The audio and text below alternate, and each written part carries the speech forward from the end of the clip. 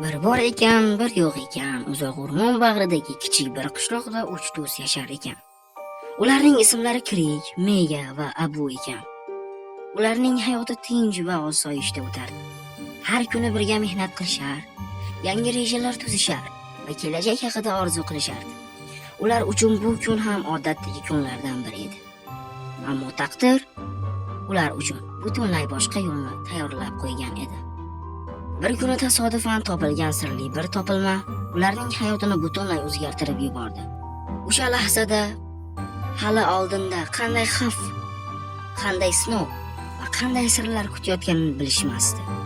Mana shu voqea 3 do'stning unutilmas sarguzashti haqida. Bola ketiy bir temir olib kelish kerak, temir kerak. Ha, zirhlarimiz ham tugab qolgan. Zombini qara, yomg'irdi. Ha, zombi o'ldingga yaramas. Ya birdaniga yomg'ir yog'di. Bu yer tabiiy g'orga o'xshamayapti, bolalar. Da, cho'ta hamma yo'q Bu g'alati. yerga kelinglar, sandiq topdim, bolalar, yozuvi ham bor. Sandiqni ochmay tur. To'xta, yozuvini o'qib olay. Meni uyg'otma debdi bola. Kim yozgan bo'lishi mumkin? Sandiqni ochmay qo'yaver. Chaqmoqqa qo'rqasizlar. Bu nima? Nimaga jim bo'lib qolding, Mega? Kitobda nima deb yozilgan ekan, menga? Endi tamomsan deb yozilgan. Mega, senga nima bo'ldi? Mega, senga nima bo'ldi? Nimaga Mega, jimsan? yaxshimisan? Mega, men senga ochma dedim, ha. Endi nimaga gapirmayapsan? Men senga sandiqni ochmay qo'yaver dedim-ku. Gapir, Mega, gapir. Biroz boshim og'riyapti. Jim bo'lib qolding. Nima bo'ldi senga?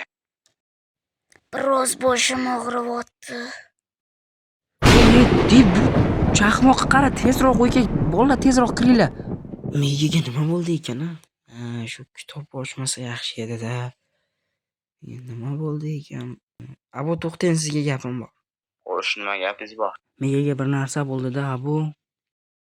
O'sha kecha Megani noma'lum bir kuch o'ziga tortayotgandi va bu 3 do'stning hayotdagi eng katta sinovining boshlanishi edi.